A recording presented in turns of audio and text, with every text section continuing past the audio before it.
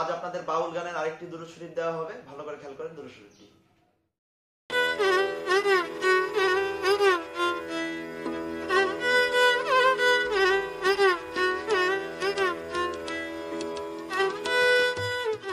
তো দেখেন কিভাবে বাজাবেন এই দুরূদ শরীফের মিউজিকটি। আসলে এই মিউজিকটি সাধারণত বাউল গানের স্টেজে বাজিয়ে থাকে, যার কারণে এই মিউজিকটি ভাবলাম দিয়ে দিই। যারা নতুন হারমোনিয়াম শিখছেন অথবা বাউল গানের সাথে বাজানোর ইচ্ছা রয়েছে, মূলত স্টেজে বাজানো হয় বলেই দেওয়া।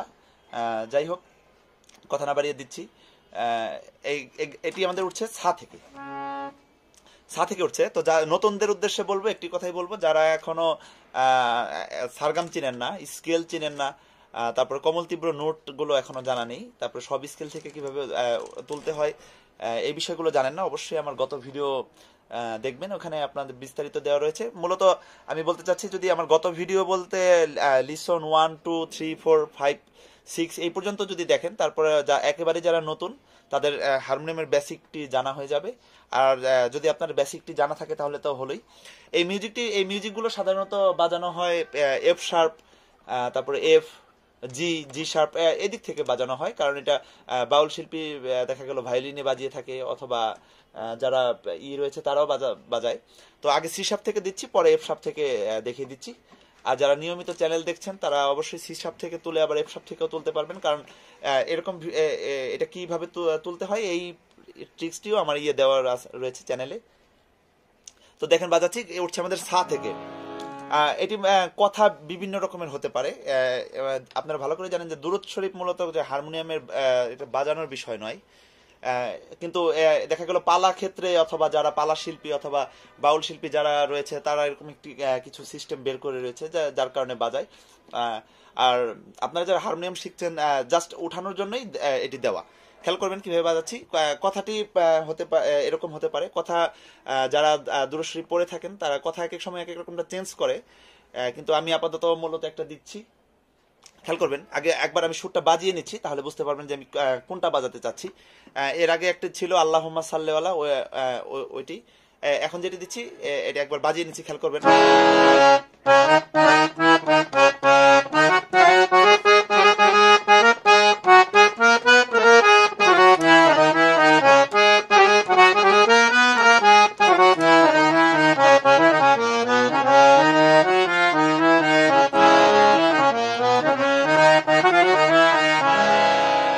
তো এই মিউজিকটি সাধারণত বাউল গানের স্টেজেই হয়ে থাকে। তো দেখেন আমি কিভাবে বাজাবেন, খেয়াল করেন।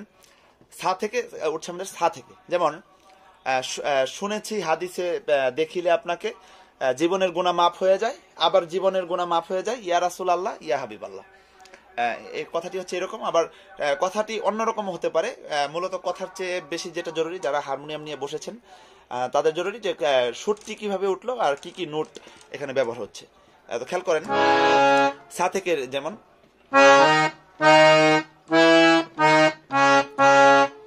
সা রে রে গা রে সা সা, শুনেছি হাদিসে, শুনেছি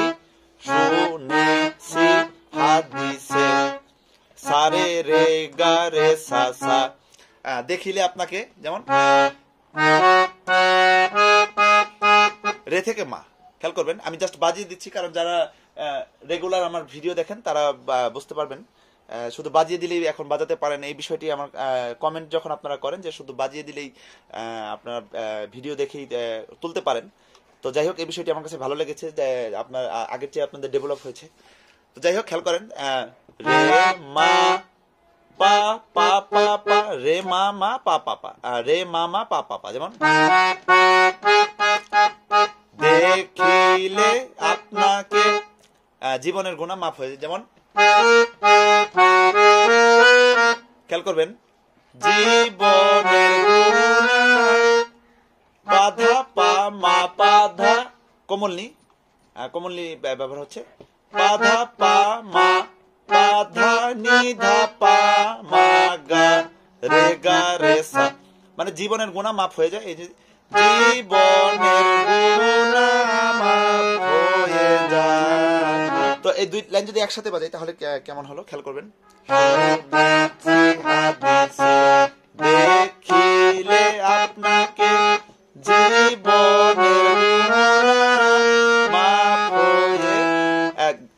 সাথে এসে রে গা রে সা।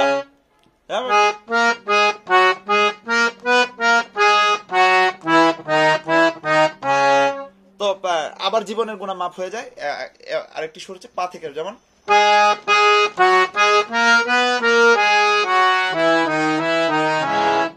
আবার খেয়াল করবেন, জীবনের গুণা মাফ হয়ে যায়, একই রকম ভাবে বাজালাম, একই রকম ই। তারপর হচ্ছে ইয়া রাসূলুল্লাহ ইয়া হাবিবাল্লাহ, খেয়াল করবেন, ইয়া ইয়া, যেমন সাগা রে সা, ইয়া রাসূল। একটা কথা মনে রাখতে হবে যে সা থেকে কিন্তু ধাতে গেল, যেমন সাগা রে সা ধা নি সা রে। খেয়াল করবেন এখন কিন্তু কোমল গায়ে ব্যবহার হচ্ছে, একটু পরে শুদ্ধ গা ব্যবহার হবে, দেখাচ্ছি কিভাবে। যেমন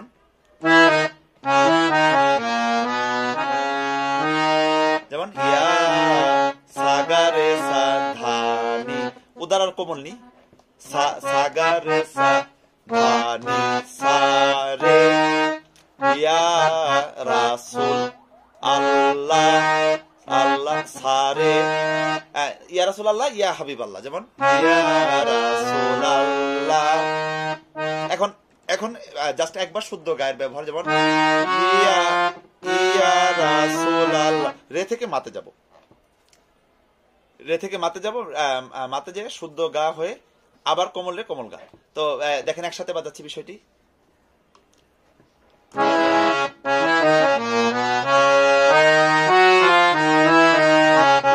তো এই জিনিসটা আরেকবার দেখেন, যেমন ইয়া রাসূলুল্লাহ ইয়া রাসূল, জাস্ট সা থেকে ধা, রাসূলুল্লাহ ইয়া, আবার রে থেকে মাতে, যেমন ইয়া হাবিবাল্লাহ।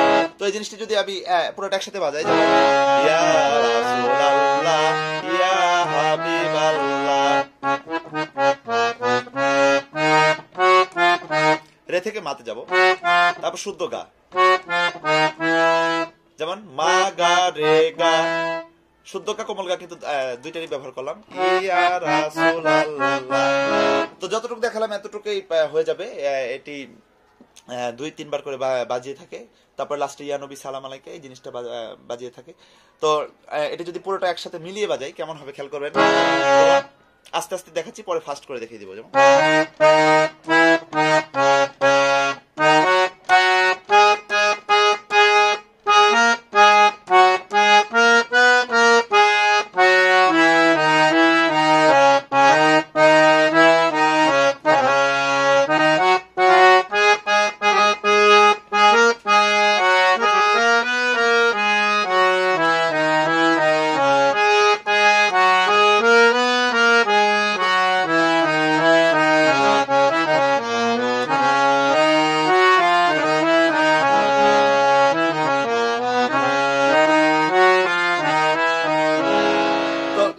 সেম বিষয়টি এফ শার্পে কিভাবে করবেন। এফ শার্প থেকে জাস্ট একবার বাজিয়ে দিচ্ছি, আমার গত ভিডিওতে রয়েছে কিভাবে এক স্কেলের গান আরেক স্কেলে তুলতে হয়, এই বিষয়টি আমার গত ভিডিওতে রয়েছে।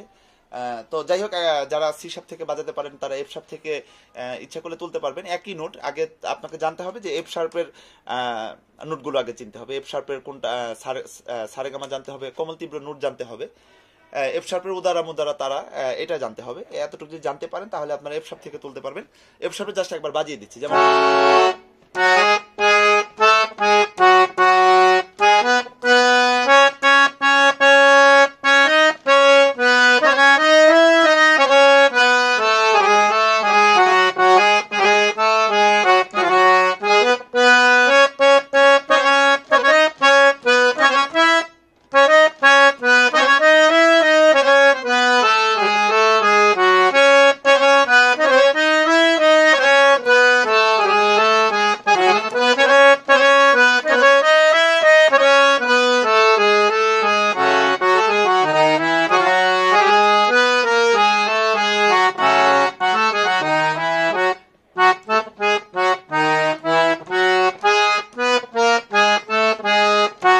এই জায়গাটি দেখা গেল অনেকে তারাই বাজিয়ে থাকে, যেমন জাস্ট এই